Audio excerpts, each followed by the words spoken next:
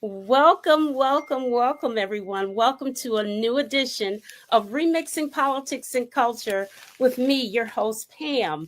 I am a public relations and marketing professional who happens to have a passion for social justice, voter advocacy, and culture. And tonight, I'm so excited to introduce my guest for this evening, Miss Anderson Clayton. I'm going to pull her up because we only have one person today. There she is.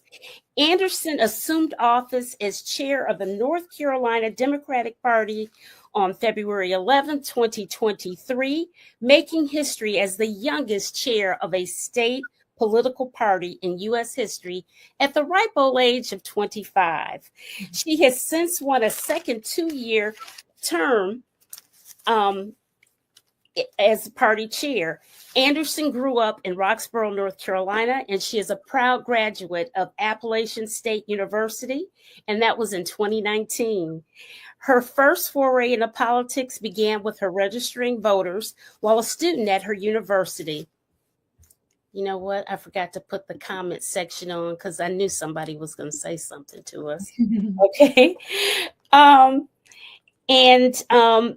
Okay, and as a sophomore, Anderson was elected student body president and served from 2017 to 2018.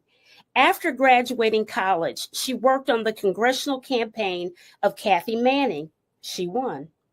In the 2020 election cycle, she worked in Iowa as a field organizer for the presidential campaigns of both Kamala Harris and Elizabeth Warren, and then for the Senate campaign for Amy McGrath of Kentucky. She won. After all of that hard work, she returned home to her native Roxborough, North Carolina, and was elected the chair of the Person County Democratic Party in 2021. In 2023, she won her first 2-year term as chair of the North Carolina Party, beating out the incumbent after a second round of voting. Under her effective leadership, Anderson has run candidates in all 50 North Carolina Senate districts and 118 out of 120 North Carolina House of Representatives in the 2024 election cycle. Welcome, Madam Chair Anderson Clayton, to the show. Thank you so much, Pam, for that introduction. I really appreciate it. And thanks for having us on here tonight. Absolutely, absolutely. Hey, Loretta. Hey, Dawn. I forgot to say Dawn. Hey, Amanda. Okay. So listen, Anderson, there's so much stuff. I've got a little surprise for you first, though. First thing, a little surprise for you. And I'm going to share my screen. And you see it? Yes, ma'am. Who's that young lady on the screen? I'm back too far. Your first appearance on Good Morning America in May of 2023. Oh yeah. Yeah. I literally took those pictures on the screen. Oh. And I was so excited. I was like, oh wow, she won, all that stuff. I was so proud of you. Listen, I'm a strong proponent of Gen Z. Mm-hmm. One of my favorite Gen Zers is a young man and you probably know him, Greer Webb. Yeah. Oh my God, I love Greer. Yeah. He's so good. Yes, Greer's been on the show several times, and he's one of my faves. Oh. And so when you won, I was so excited because I really, really am a proponent of young people being involved in the process. I'm so sick of people thinking, they can't do anything. They try to suck up all the oxygen in the room instead of share it. Yeah. And I think that's just very, very important to do. And when I saw you being the boss that you were, I said, oh, and I took pictures and I dug them up today. And I said, whenever I see you, I was going to show them to you. So there you go. Thank you for that. I've got a lot longer hair now than I did 2 years ago. And yeah. I think a lot of people look at me sometimes and be like, you've changed quite a bit in this job. And it's been exciting, I think, to just see how many people across the country have known us from the MSNBC and CNN and the places like that. National television honestly helped me find a lot of Democrats in North Carolina, which sounds a little crazy, I think. of our folks are watching national news, you know? Absolutely. I see you all the time. All the time. I do. And I do. So let's get into this conversation, because this is a conversation. It's not an interview, it's a conversation. And what is going on? I am so sick of all of this gerrymandering in North Carolina. Bishop Barber calls it political violence. Mm-hmm. He literally, I saw that recently on social media where he was quoted as calling it political violence in our state. So this latest attempt is in District 1, trying to get rid of Don Davis's seat. He's a Democrat. What is the party doing to try to circumvent this injustice? Well, and let's give like a little history lesson for folks. I don't know how many people know, the state of gerrymandering in North Carolina, what sort of started it, what happened, and North Carolina. So I'm all for the history. Well, and that's sort of, North Carolina has been under Republican state legislative leadership since 2010, right? We haven't had control of either chamber of the General Assembly since then. And what happened is that, we tried to use the other avenue of what we like to call the three branches of government and justice, right? Our judicial system, to be able to sue, to actually call our maps racially and partisan gerrymandered. And I say that because North Carolina has sort of been through a almost 10-year history of fighting in the courts and both in the state legislature against gerrymandered maps. And the sort of process that I want to take people through is that, in 2022, North Carolina had a Democratic state Supreme Court. And that state Supreme Court came in and they said, we are going to end this thing that we call partisan and racial gerrymandering. And gerrymandering, for those of you that don't know, right, it is basically when politicians are drawing the maps for themselves. They are not drawing the maps based on what an equal district should be able to look like. And so, it's where politicians are picking their voters instead of voters picking their politicians. And in 2022, our Democratic state Supreme Court said, actually, that's illegal, and we're not going to let you do it anymore. And so they ruled that partisan and racial gerrymandering was illegal, and they put it back to our actually Republican state legislature to redraw the state or the congressional maps for the state. And our Republican state legislature knew that because they were going to be held accountable from that Democratic judiciary, that they needed to draw fair maps. And so we had 7 Democrats and 7 Republicans that went to Congress in 2022 on our behalf as a state. Right. In the November election cycle of 2022, we lost control of the state Supreme Court. Justice Lucy Inman and Justice Sam Ervin, who were the Democrats that were running for re-election that year in 2022, had lost their seats. And Republicans came back in 2023 and re-gerrymandered North Carolina because the state Supreme Court that was now Republican dominated had gone back. If I've got any lawyers that are listening to this, they overturned a decision of the previous court. They ignored stare decisis, which you're not supposed to do. In a 200-year history of the North Carolina State Supreme Court, no one had ever seen anything like this. And Republicans went back and reversed that decision and made partisan and racial gerrymandering legal again. And so they took us, our Republican state legislature then said, okay, we've got the backing of our state judiciary now, so we can do whatever we want to do. And they gerrymandered us into a 10-4 minority in Congress. Now, fast forward to where we are now and why they specifically came in and started targeting Don Davis's district in CD1. So anybody who may be in northeastern North Carolina, or if you've got family and friends up there, Don Davis's district used to be all the way from Granville County to Pasquotank County. It spanned 22 counties across the eastern part of the state. And Republicans came in this year, and because our Senate Majority Leader, Phil Berger, finally had competition for the first time in his life in a primary for the Republican nomination for that state Senate seat. He's been in office for 26 years, by the way. As long as I have been alive, Phil Berger has been in the I don't know that anybody. I don't know anybody should be doing it that long. I don't know. I think maybe you got to go up a little bit, but he's been in the state Senate for as long as I've been alive. And truly, this man said, I'm going to call Donald Trump and I'm going to try to trade Donald Trump for a congressional seat for an endorsement. And so Donald Trump does not endorse Phil Berger, but yet Phil Berger still gave Donald Trump a congressional seat, or at least he's trying to. Don Davis is still going to put up a continuous fight in his district to make sure that he is still representing the people of Eastern North Carolina. And I think that what we're seeing right now is Republicans who just came in and gerrymandered the state again and took our 14 congressional seats and made it an 11-3 minority for the Democrats. And they may keep going, because what we're seeing right now at the federal level too, right, is Trump's Department of Justice challenging the VRA in Section 2 that's supposed to protect almost 19 rural Democrats that are in Congress right now from the South, most of them being rural Black Democrats that represent places in the South in Congress right now. And so we see Republicans take us to an even greater margin in Congress. And the thing that we're trying to do as a party to prevent back against that and to fight back against it is both short term and long term. Short term, it means that we have to sue until we can't anymore. And that means both in state court and in federal court. And the DCCC, along with the DNC and the NCDP, has already filed a lawsuit, an amicus brief to our previous lawsuit from the 2022 election cycle that we had already filed, and trying to make sure that we're fighting back against this. But we know that our courts right now are not friendly. And so since I started this job in 2023, we've made a concerted effort to take back our courts. And what that's looked like is, North Carolina had an amazing election cycle for the state last year. We did not win the federal election, right? We didn't have that, no.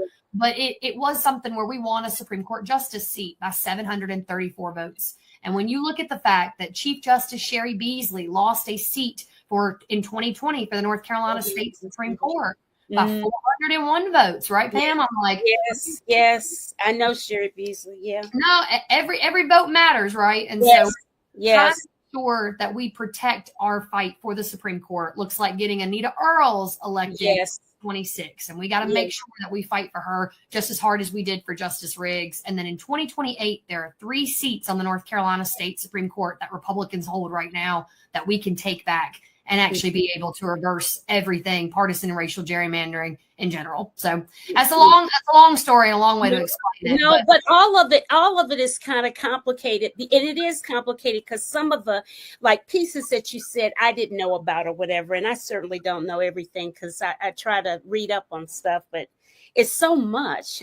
So detailed for sure. I want to switch a little bit and discuss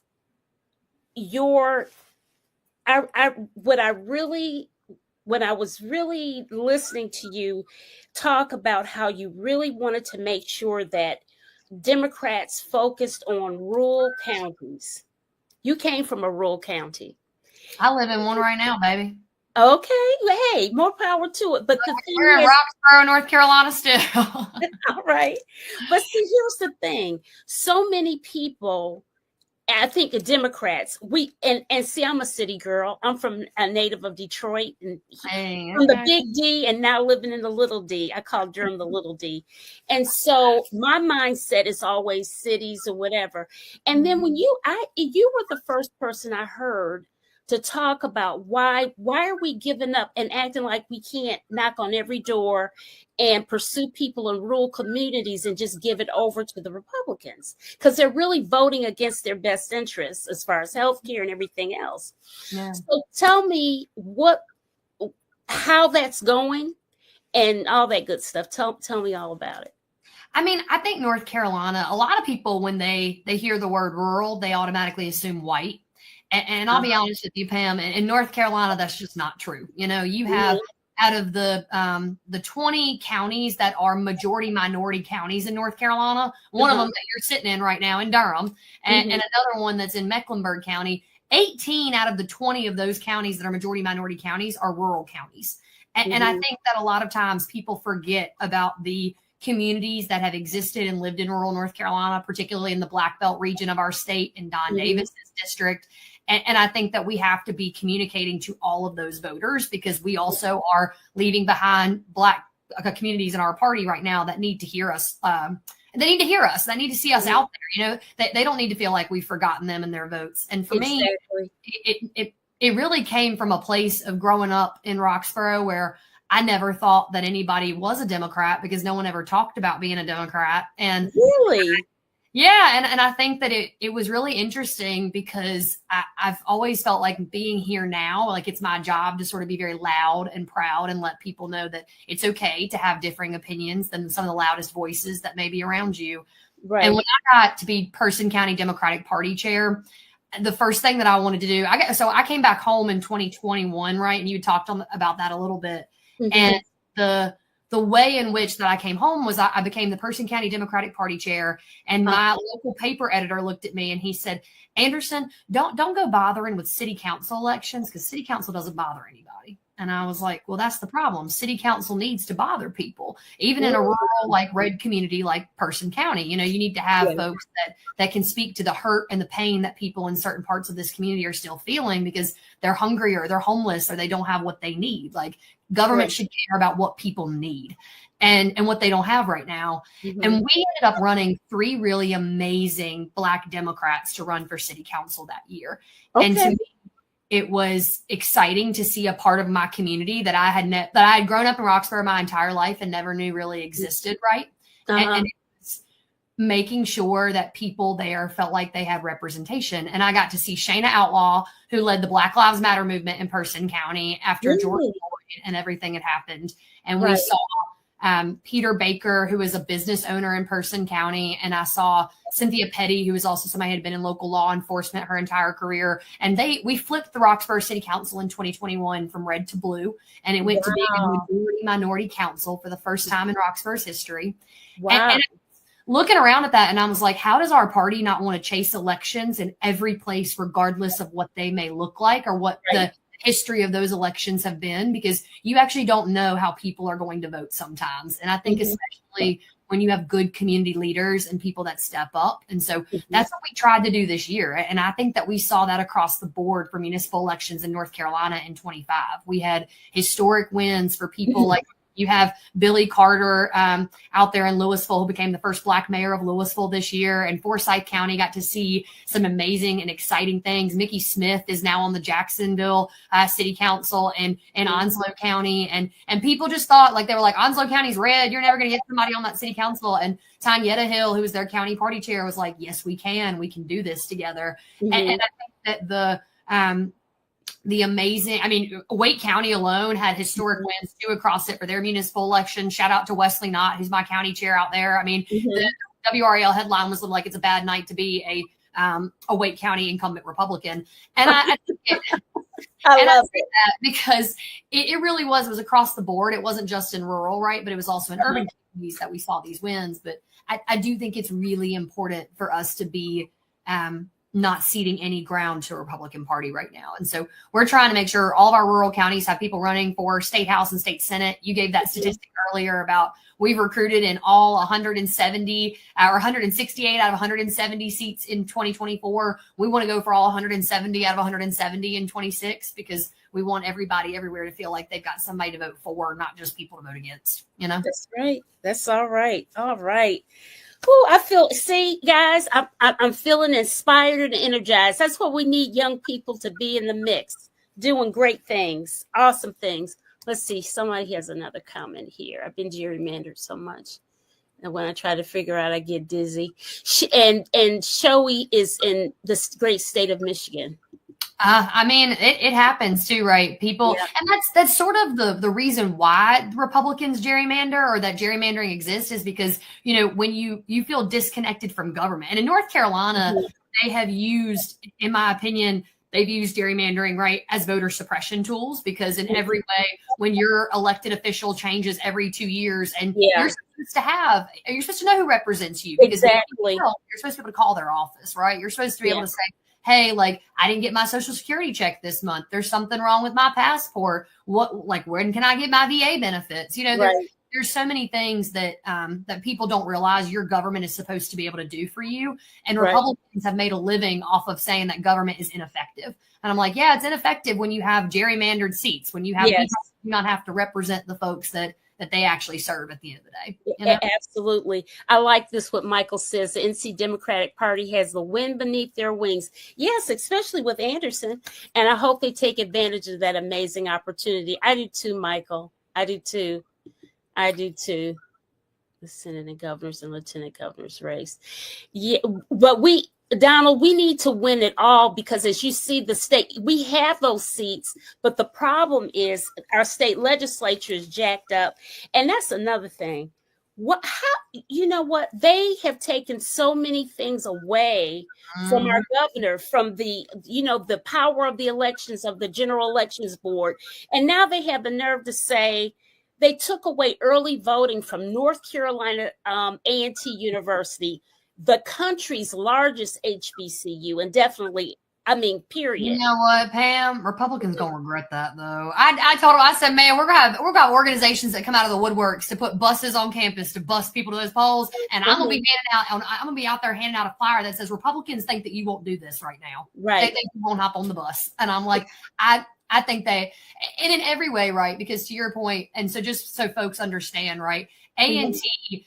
Republicans now control the county and the state board of elections in North Carolina. Boards of elections in North Carolina are important because they decide where polling locations go, how long they're open, when they're open, everything under the sun, right? They make what we call a county voting plan.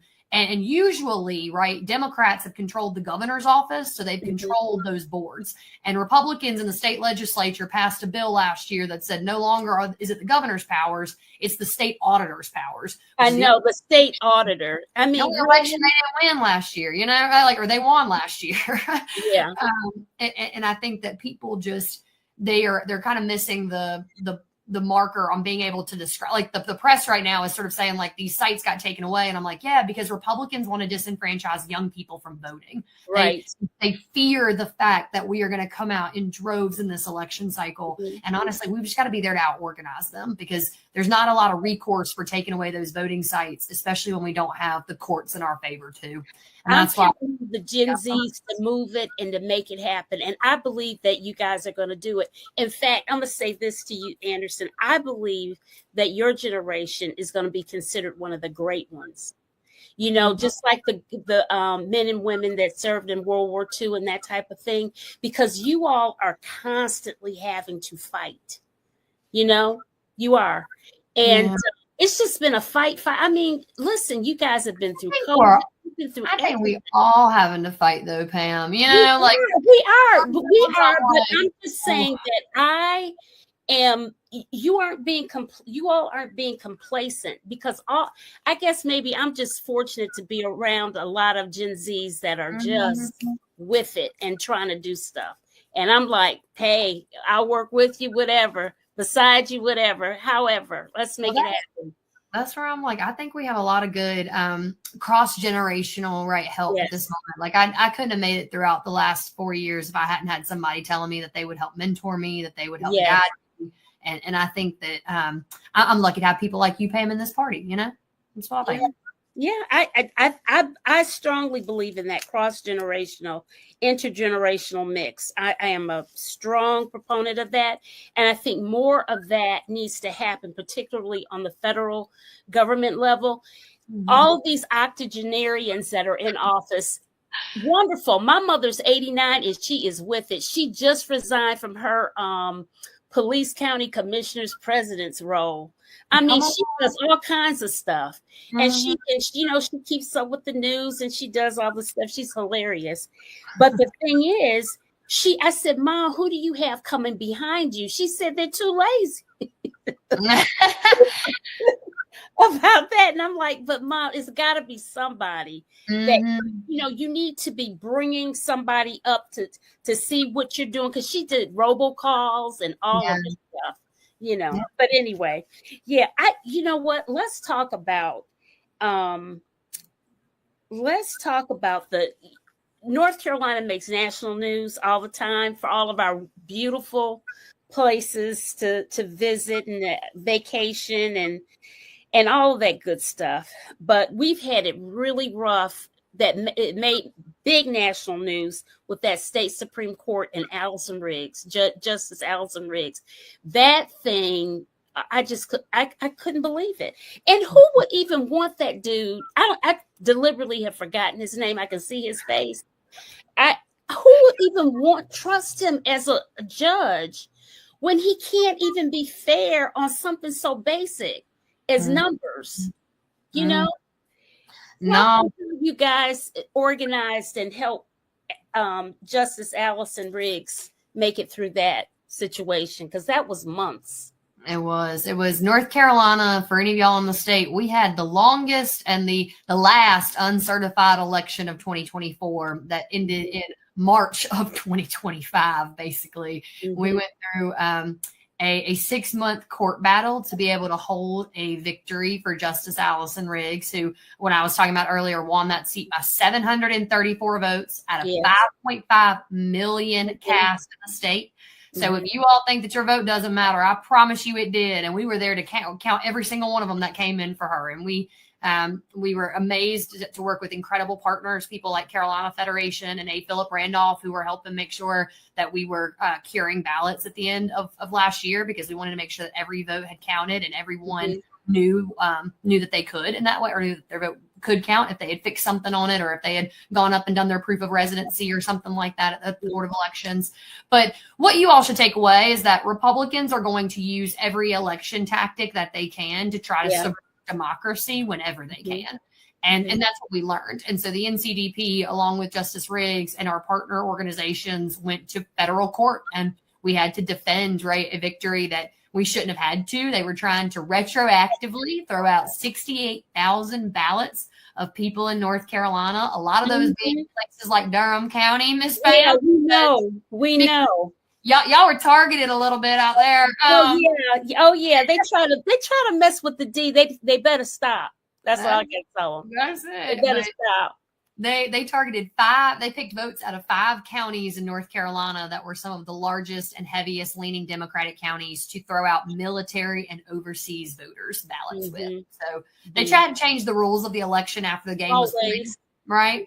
And they couldn't get away with it. They lost. There was a Trump-appointed federal judge that said, no, this victory is certified, and we're going to go ahead and put Allison Riggs up there back on that bench. Right. And now what we're dealing with, though, and for anybody watching this, you can go to pull up your phone or maybe go to a website while you're sitting there listening to it, but ncdp.org/repair. ncdp.org/what? Repair. REPAIR. Okay, I'm going to put that in the chat for people. Okay, there you go. Go and check. Make sure that your vote and your voter registration is not being challenged by Republicans right now in the state of North Carolina. So after we won Justice Riggs's victory, Trump's Department of Justice came in and sued our state board of elections to purge the voter rolls in North Carolina of the 80,000 people that fit the qualifications of the challenged voters that had just been challenged in Justice Riggs's fight. And so that website takes you to the State Board of Elections website, where it's a registration repair list. Some people need to, quote unquote, correct their registration. It is as easy as going to your county board of elections office and making sure that you give them it's usually the last 4 digits of your social security number or your driver's license number that is sometimes missing from folks' voter registration. And they want to make sure, and we want to make sure that you fix that before 2026, because folks will make you vote provisionally if you have not. And so we don't want to do that. We want to be on it. Yes, absolutely. I'm going to read this one comment here from Cynthia A. Johnson. Background: Cynthia A. Johnson was a state representative in the state of Michigan, and Trump targeted her. And you remember when they did all that, when Rudy Giuliani went to Michigan and talked all that trash about about the voting machines there and all that crap? She got caught up in all of that. So, thank you, Johnson, for what you do for our party. We appreciate you. Yeah, she's no longer in office anymore, but because they ended up changing her. They're actually calling her honorable, right? yeah, but who knows? And then she's a fighter. She's saying that is exactly my position. I think it's the mentorship. I can't do those things that I used to be able to do. So I have knowledge, and I will share everything I have with those who I know are trying to work hard and do the right thing by people, regardless of who they are. I applaud both of you. I'll just sit back. She never really sits back. And then she has, let's see, another message here. Hey, Pam, you remember the recount that they had for me in 2018? I won by 6 votes. So yes, every vote, 6 votes. And now let me tell you this, Anderson, that is the one thing that I'm so disgusted with my hometown. The voting turnout is atrocious. Yeah. I mean, even for the mayoral election, it was a big deal because a woman won in Detroit. But what's interesting, it was just, I mean, just so many people don't vote. They don't vote. I don't know what it is or what we can do. What's the magic sauce to get people out to vote? Make it easier to vote, right? I mean, that's what I think Republicans have done. They've really figured out the secret sauce to being able to say, if we wanted everybody to vote, we'd make Election Day a federal holiday. We would do the things that allow people to actually go and do what they need to, right? Even with early voting, the election polling hours for that only last until 5 p.m. Usually, if you work a 7 to 5 p.m. job every day, you can't do it. No, and I think even going on the weekends, some of the Board of Elections have closed Saturday and Sunday voting in North Carolina. They haven't made it. And so Election Day really is one of the days where I think you have until 7:30 at night. You can get off work. You can go to the polls. But I think that it's harder for people, right, to remember to go vote on that one day sometimes. And so I think constantly reminding people of it. But North Carolina, what I will say, we saw historic turnout for municipal elections this year in North Carolina.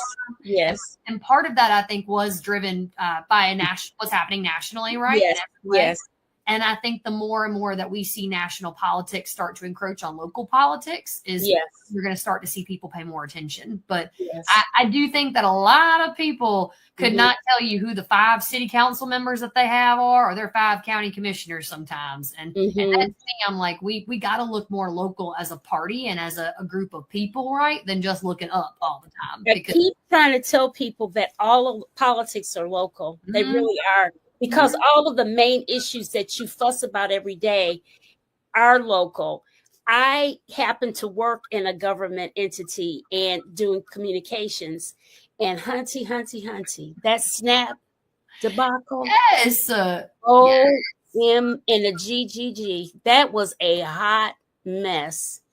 And if it were not for our county government being what it is, I don't know. We couldn't have been able to give out some food cards to people and do all of the stopgap types of stuff we attempted to do. But just in Durham County alone for SNAP, the amount of money that we would have lost totally on benefits is $6 million just for Durham County. Imagine that. Imagine that nationwide. Imagine what Mecklenburg's would have been.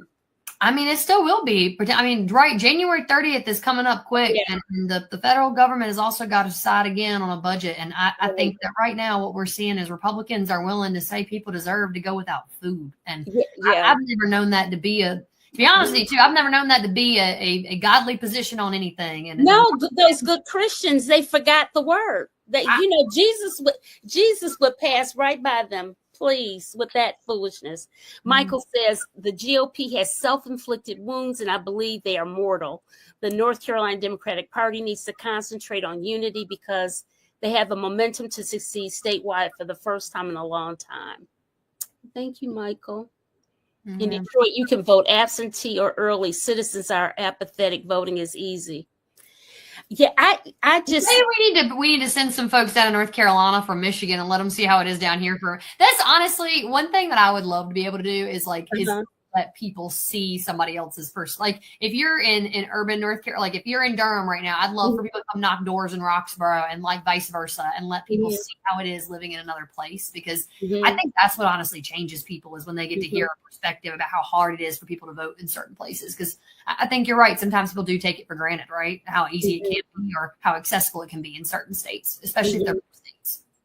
Yeah, and another thing that's the reason why I even started this show, because Latasha Brown of Black Voters Matter kept saying you all have to do something. I said, well, I'm gonna do something because I'm always fussing and talking about this stuff. So I did this show like an educational thing, because what I know is that if people engage with you live like this, you retain it. And then you're more likely to pass it on. Oh, I heard that lady say this. And then if people, and everybody doesn't have to be a big rock star or anything, because it is so amazing the things I've learned. I have learned so much doing this show. Really. And also, Pam, I bet you've helped other people in your life. Like I tell folks ask me, they're like, what can I do, Anderson? I don't have time to knock doors. I can't make phone calls. I can't do X, Y, what can I do? And I said, you can help educate your own social media about our candidates. Because I do that a lot. I do that. Really? It's such a powerful, like, people are self-selecting where they get their media from and where they get their information from. And the number one place that people get it from right now is their friends and their family and the networks that they find themselves in. Mm-hmm. I appreciate it. I think you're sharing it with folks that have known you for a while and folks that are just finding you right now too. Yeah, that's true. That's true. Cynthia again. If banks trust us with PIN-protected debit cards to access our money, why can't America trust citizens with PIN-protected access to our own votes? Very good point. And this is interesting. Forgot the word. Have they ever read it? No, Dawn. They read the Trump Bible. That's why they don't know it. And Shoei, you got a whole Lord. It's hard to find Gen Z or whatever. I'm 70. I got the anti-war. I don't. Okay, Shoei. Shoei gets. I'm gonna have to have people do like a call in for the show because sometimes they start writing books on the thing. Say this, but I do not trust mail-in ballot system. Well, Republicans have been trying to take away mail-in voting for a while. We just saw them threaten that. It was wild in every way. Yeah. So, anyways, okay. So, Anderson, we don't have a budget still in North Carolina. I think I don't know if Pennsylvania got theirs yet. They did. We're the last state. Oh my God.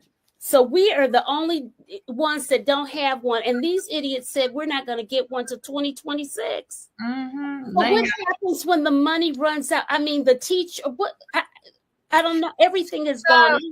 North Carolina is a little bit different than the federal government, right? When we don't pass a budget, it's not that our government shuts down. It's that our government goes back to it's called like a continuation budget, basically. And it goes back to the same budget that you had the last year. Right. And what it does, right, is it doesn't account for raises. So teachers and public employees, state employees across North Carolina right now, state employees make up 750,000 people in this state. So out of the almost 11 million folks that we have, about 1 million of them are state employees right now, which means that they have gone without a raise and that they are also right now seeing their health care copays raised right now from Republicans in the legislature. Right. And so we've also then gone the capital projects, any sort of funding crisis that we have right now does not get solved because Republicans cannot pass a budget.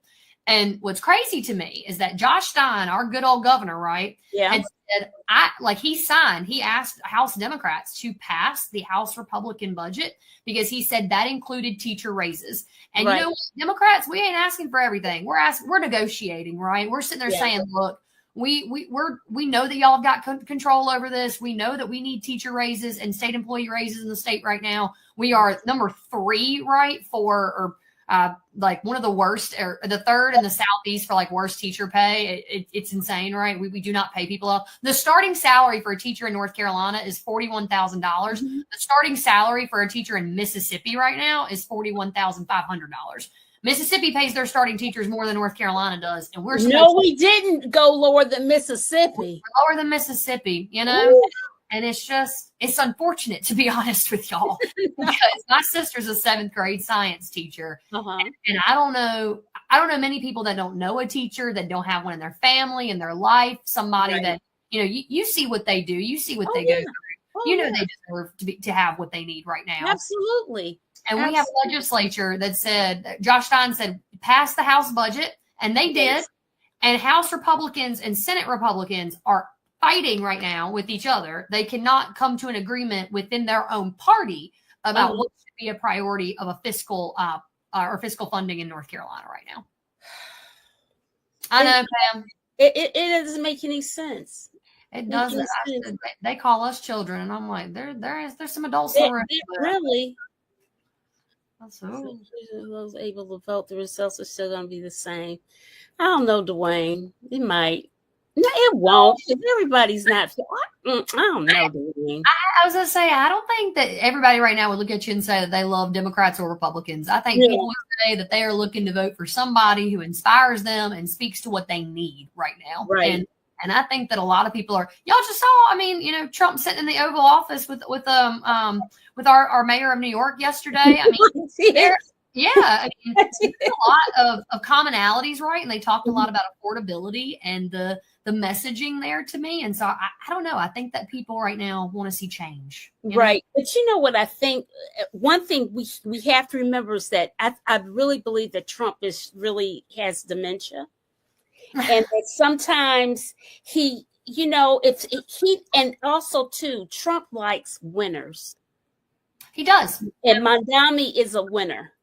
And so it's kind of like he's really into that statusy thing. Looks, how well you won, how you blew them out of the water. So he respects that, but it won't last because, you know, he never respects people for long.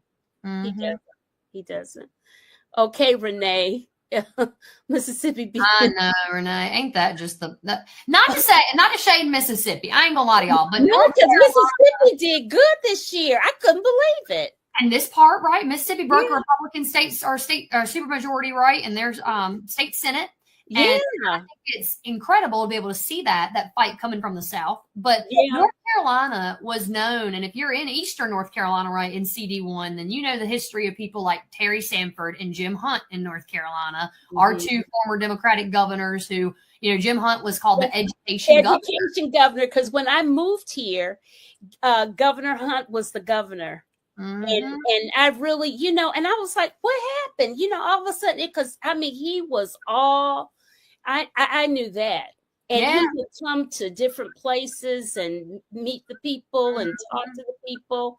The whole Hunt Institute now. Mm-hmm. And he cared about education because it showed businesses, right, that this is the safe place for you all to come to. It's the new South. It's a place where we want economic development to come to North Carolina, so the people of North Carolina do not have to leave it to go to other states to make something of themselves. And I think the concept of opportunity for everyone should be something that's not political or partisan. It's just widespread, right? Absolutely. And Republicans have really, I think, taken that back with what they have done to public education across our state right now. The defunding of it, the demoralizing of it, the demonizing of it that they have done. It's not right. And I don't think that anybody right now across the state necessarily appreciates that rhetoric too. Well, I'm going to pick up on that and talk about the fact that we don't have a budget and therefore we're in violation of the Leandro law. Explain to the people what the Leandro law means here in the state of North Carolina, how it came about. Yeah, Leandro is a case. It's been this is the 31st year, right, that Leandro has been a court case that has been going back and forth. And basically trying to reframe it from Leandro right into a public school budget, right, that North Carolina state constitution guarantees every child the access to a sound basic education. And that's honestly what Jim Hunt did when he said, we're going to become the first in education state in so many ways, not just first in flight. And Leandro was a court fight that about 5 counties throughout North Carolina, 5 families from 5 counties in North Carolina, and one of those being Halifax, one of those being Cumberland. And if you know Representative Rodney Pierce at all in CD1, he's been on the show before. My good old rep is a Leandro kid. He's somebody who was part of that first and initial lawsuit that it came from 4 of those were rural counties throughout the state. Hope was part of it too. Hope County too. Hope, Cumberland, Halifax. And it's one more. I can't. No, I was like, I want to say Northampton, but I'll be honest with you. It sounds bad that I can't remember it right now. No, that's Robeson and Vance. Robson. Yes. Robinson. Yeah. Robinson County. Because basically what they were saying is that our kids are not getting that benefit. The state legislature is not funding or fully funding our schools whatsoever. And so they took them to court. And basically Leandro is saying that there are billions of dollars that are owed to our public school system in North Carolina, and that we need to be able to fully fund our schools. And the Leandro decision currently sits, right? It is in court still, and it's at our Supreme Court right now. The North Carolina State Supreme Court could decide any day to force our state legislature to fully fund our public schools based on our state constitution. And they have held that decision all year long. They may hold it longer than that, but it truly is one of the most egregious acts that I think we're seeing in political history. And so many people, I think, are not like tired, but I think the reason why you don't hear a lot about Leandro is because it's been 31 years for people to see that. And I'm like, yeah, which means we should be louder about it than ever. It's been 31 years since this court case was brought before them. And families in these 5 counties have been waiting, right? 31 years for justice for their communities in so many ways. Yeah. I applaud them for putting forth that lawsuit because they were from poor counties. Yep. And they said, listen, we can't afford all the bells and whistles or whatever. We don't have the tax base. Yeah. But we all deserve a public education that should be equal to everyone else in the state. Yeah, and it's our right. It's guaranteed to us by our state constitution. And if we want to say that we want to follow and we want to uphold the Constitution, we have to do that. And I feel like our Republicans in the state legislature should be willing to. Absolutely. So I'm loving this. The Young Democrats of Wayne County. What cities are in Wayne County? I don't know. What, Goldsboro? Okay, I got it. I've been in Wayne County. Help me out with the other ones. I was like, Goldsboro's out there. That's where the what's that Air Force base? Is it what is the Air Force? I think that Seymour Johnson is there. I think. Yes, ma'am. It is. Okay, a question for Anderson. For the folks down here in Wayne County, what can we the people do to make our voices heard in Raleigh? All right. Come on up. Let's do Dorian Palmer, who is give him a shout out on this. Dorian's my fantastic coalitions director for the state party. And Dorian does pack the gallery events. And so whenever the state legislature is in session, trying to make sure that we get people to Raleigh. But I think it'd be a great idea for y'all to come and be able to do that, one of those with him. The Democratic Women of North Carolina sponsored one. They got all of their members to come out and do a pack the gallery with us, especially when Republicans are taking bad votes. That to me is a great way. And then always we need people to show up to press conferences and everything else too. So that is also something where we just love to host y'all and have y'all in Raleigh. So, and what I would say, Goodwin House is the NCDP headquarters. It's in Raleigh and on Hillsborough Street. So yes, everybody is more than welcome to come by. That is the people's house, in my opinion. It's supposed to be y'all's house too. So yeah, it's a beautiful house too. Mm-hmm. Beautiful. Yes, okay, you guys, please like and share this video with others. And if you're on YouTube, please subscribe to my channel. It's free. It's a free way to support. All right. Let me go back to what other comments do we have? You know what? Some other big issues here in North Carolina that we have to deal with, a concern with, of course, healthcare. I'm really worried about that myself because we just had Medicaid expansion in North Carolina, and it's been wonderful. People are getting help that they need. I mean, it's wonderful. Yeah. And so now with everything that's happening on the federal level and what have you, you know, what's happening? Time is going to tell, Pam, to be truthful, but we just saw Republicans basically cut healthcare access for the 600,000 people that got access to it with Medicaid expansion. So when Medicaid expansion passed in North Carolina, it was bipartisan. It was the governor and the Republican state legislature that had to make it happen.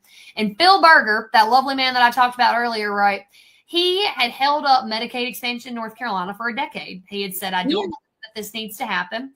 And finally, Phil Berger relented because he said North Carolina was losing money that it should have been getting from the federal government. And we had lost money for a decade in this state that was owed to North Carolinians and should have been able to have health care.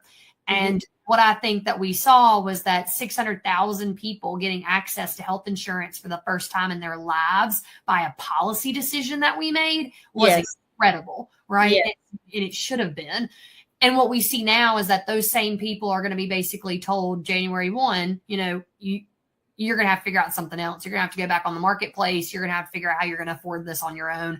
And a lot of people, I think right now are seeing their healthcare premiums rise, right, by 3 to 4 times the amount that they're currently paying. I just said, I was like, the state employees, their copays doubled. And I just think that it is in direct response, right, to this administration wanting to give billionaires bailouts instead of people just health insurance. Like we live in the richest country in the world. You shouldn't have to wonder whether or not you can go to the grocery store or a doctor in a day. It's ridiculous. Did you see those shady memes that they were posting from the motherland in Africa, saying, "Children, eat your food because the children in America are starving." It was just, it was funny, but I was so disgusted at the same time because they were telling the truth. Because we have done those ads forever for them. Renee says, I heard today that Trumpster has proposed some kind of ACA healthcare expansion to Congress. Of course, he wants to call it Trump something. Congress, and we should hear something early next week about what it is proposed. We'll see. Who knows? It might just be a reiteration of Obamacare with his name on it. Well, I mean, that's the thing. Republicans spent decades or a decade trying to get rid of Obamacare too, and they couldn't ever figure out something else that was better than it. And now they have just made, they've gutted the Affordable Care Act in so many ways, right? Yeah. And people are going to see that. And even people that are insured are going to feel that, because people that are insured are going to have their rates go up. Like, this is not going to, these cuts are not going to make the ACA subsidies that we've just lost from this, the Republicans passing a bill in Congress right now for our budget. It does not mean that, anybody is going to be better off at the end of the day. It just means that actually your health insurance is going to be more expensive. And then also people are going to die from not having access to it altogether. And I don't know how anybody would want that. Yeah. Yep. So, I was told to ask you this question, Anderson, last week. Someone, when they found out you were coming on, they wanted to know specifically, who do you have running against U.S. Representative Virginia Foxx? So their primaries right now. I'm gonna be honest with y'all. So North Carolina, we've got gerrymandered congressional seats, and this is 2026. We just saw Virginia win R+9 state house and state senate races. I think Republicans everywhere should be scared about the decisions that they have made, and at a ballot box next November. And so there's a primary, and there's one other person that has announced for that seat besides, but Chuck Hubbard, who ran for it last year, is running again. So he's going to be running against Virginia Foxx, and it's you can Google Chuck Hubbard and find his website. And I think, if I'm not mistaken, there's been another 2 people that have announced in that race. So the state party does not take positions in primaries, much as I think everybody's surprised sometimes, but I promise y'all, we don't. What we do is we give out free vote builder access, which is our database for data services throughout it. So it holds all of our information from previous campaigns within it too. And so we give out free vote builder access to all of our candidates, and my digital team will make a website or a logo for anybody that's running for office right now in North Carolina for free. The only thing that we'll ask you to pay for is just the domain when we hand it over to you after we've made it. And so, and then also we've got a great training department with Christy Boer. If any of you all are interested in running for office, she's got a great training series on YouTube for you to go find out, like, is this for me? Can I do this? What would it take? What's the process for it? Because I think that a lot of times people would make great public servants. They just don't know where to start. And so if you're somebody who is interested in running for office, I'm going to put this in the chat box to you, Pam, so maybe you can put it out to everybody, because this would also be a great way for folks to recommend people to run for office. And if you fill out this form for me, I will make sure to call them and ask them to run. So you don't have to do it yourself. Okay. All right. I got it. Copy. You put it in the comments. All right. Here it is. There it is, guys. It's coming up. There it goes. It's just ncdp.org/run. Yeah, it took the timestamp off it too, huh? Yeah. Okay. So the Young Democrats of Wayne County, Republicans just want the people to suffer right with Thanksgiving in a couple of days. It's ridiculous. It is ridiculous. But you know that that's Trump's jam. He's a sadist. He likes the more suffering and the pain and better. And then if you grovel to him, he might consider helping you. That's the kind of dude he is. Yeah. A weirdo, complete weirdo. What is this?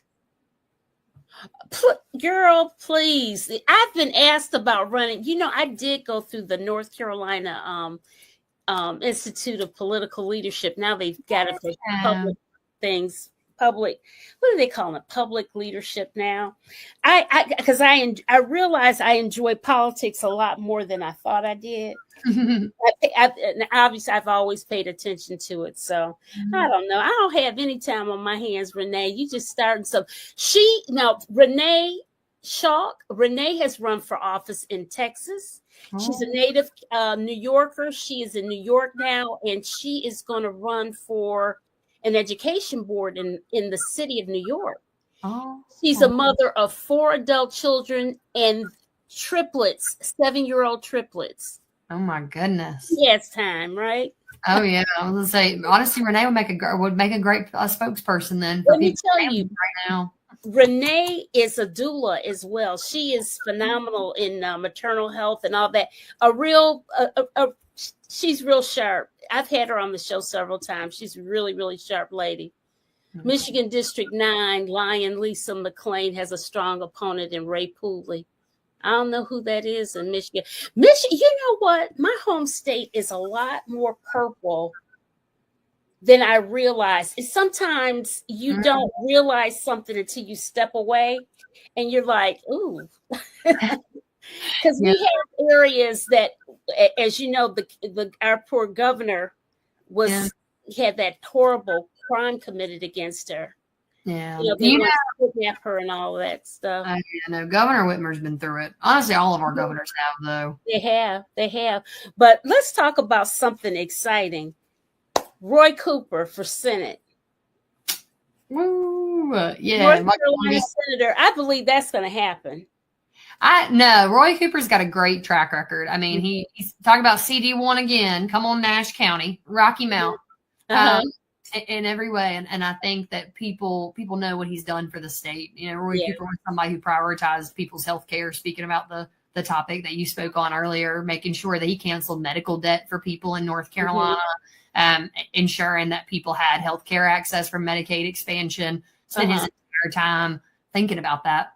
Also, Michigan, speaking of which, your former state party chair, Lavora Barnes, who led the Michigan Democratic Party, she is from Goldsboro. Fun fact, she's from Wayne County. What? Oh, that is so funny. Wow. I thought I needed to put that in there. A plug for my young friends from Wayne County out there. But I have to have her on the show. We should do that. But that's the thing. She's from Goldsboro. She's a state party chair though in Michigan. I said, Lavora, when do you come back from Michigan? You come help us out in North Carolina again. I remember reading something about her. That is interesting. I had a couple of weeks ago. I had State Senator Natalie Murdoch. Yeah. State Senator for the state of Indiana. Andrea Hundley. Yeah.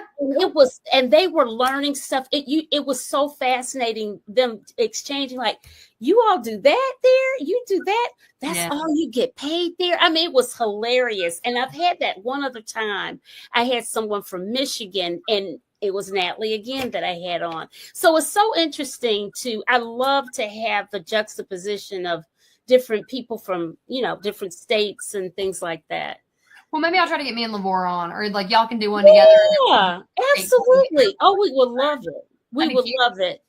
Absolutely love it. Talking about mentors and people like that for me. It was Lavora Barnes and Ben Wickler, Ben Wickler was the state party chair in Wisconsin at that time last year. And both of them really helped me in this job and helped me get started. So I credit Lavora for taking me under her wing in a lot of ways.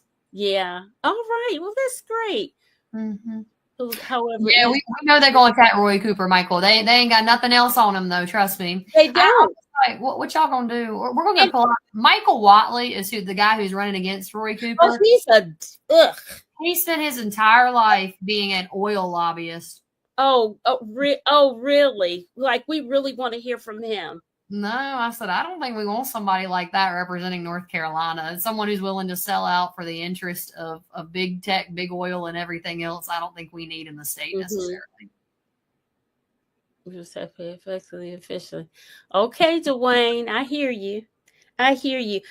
So listen, we know that we live here in North Carolina. We live in a hurricane-prone state. And so we've got these other issues going on here too. We've got coastal erosion. Dare County struggling with that. They showed on Good Morning America when every time, I mean, we must have lost 3 houses in the ocean or the lakes or whatever it was that. No, ocean here in North Carolina. They were just falling in, and it was just so sad. I don't know if we have anybody that's in our party that is strong environmentalist and maybe can change some of the laws. Look, don't build your houses on the beach or whatever. I don't know. Unfortunately, though, it's not just climate change, right? Is why you're seeing coastal erosion happen. Is why you're seeing things like Hurricane Helene in Western North Carolina happen. That was crazy, wasn't it? Yeah, and Mother Nature said climate change does not care where you live or what state you live in. It is going to impact your life at some point in time unless we do something about it, and that means curbing reliances on fossil fuels. It means making sure that we are trying to use clean and green energy where we can. And I think we saw a lot of that push right under the Biden administration to get us to a place where we were not as reliant on some of the older forms of energy that we were trying to create and be innovative about what we were doing going forward. And I think that's what we've seen sort of in the party, at least, that from my perspective, is that we have a lot of people that would like to do something about it. I'm thinking of, State Representative Pricey Harrison from Greensboro. She is a phenomenal advocate for our environment. And so are people like Marsha Mori out of Durham, right? Yes, we know Marsha. She'd be somebody great to have on here to talk about it, honestly. I've had her on before. It's been a while. It's like when in my first year or so, I've had her on. I've got to get her back. She was all into those protests with these, that we didn't even get into that conversation with these Border Patrol. With the border. What border are they trying to protect? South Carolina or something? I mean, what? Come on. Rock Hill, baby. Rock Hill. They're trying to protect Rock Hill, South Carolina. And I was like, okay. Somebody said to me, it was a former federal prosecutor from the Biden admin that I was talking to about it. He looked at me and he said, Anderson, they're out there trying to play Call of Duty in Charlotte, apparently. And I was like, that's what it looks like right now. It is not in any way actually getting violent criminals off the streets. And what we saw from a CNN report, right, was that out of the 600 people that they had arrested in Chicago, only 2% of those actually had violent offenses on their records. And I'd rather say, if you go out there and arrest 600 people, I'd rather all of them have a violent record then, and us actually tax the people who do not need to be in this country anymore. But I don't think that's what this administration is set on. Especially when they're racially profiling everybody. It's ridiculous. It's crazy. Oh, Renee says, and this is a good question, what is happening to North Carolina with the sudden resignation of the acting FEMA director? I mean, it doesn't change anything, Renee. We still ain't gotten the money that we need from the federal government, unfortunately. And that, I mean, I think it's criminal right now that this administration tried to run on in Western North Carolina the fact that Biden had not done what he needed to do. And we have come in a year later and still not had relief from Western North Carolina. The amount of federal funding that they've gotten is less than 10% of the total amount that they needed to see come back to that region of the state. So it's, I mean, ineffectiveness is what we were seeing from this administration in every way. That doesn't really change. I don't think that they intend to pay anything. It's like, I mean, he literally said, Trump said that the states can take care of themselves. And I'm like, if that were the case, we wouldn't have had FEMA. I mean, it's just been really ridiculous what they've been saying all the way around, totally. But anyways, we have come to the end. We are not Texas. We don't need Border Patrol. That's right.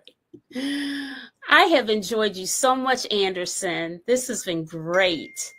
Great. And we've got to have, I would love that idea of having Barnes is her last name. Laura Barnes. Yeah, Barnes. She's great, and I'll text her and I'll ask her and see if she would be willing to do this, Pam. I think that would be awesome. Yeah. But if the two things that y'all take from me tonight are this: we are going to elect Governor Roy Cooper and Justice Anita Earls in 2026. That's right. That's and right. Also, please make sure that all of your friends and your family are checking to see if their votes are being challenged by Republicans or if their voter registration is on that challenge list that we talked about earlier.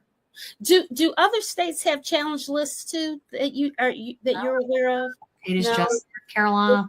I mean, the Trump administration has done a lot to challenge voters in other states, but there is nothing like what we have seen in North Carolina in other states. And so they're using us as the trial and error petri dish to be able to say, what can we cook up here that we can maneuver into other places? And so I see.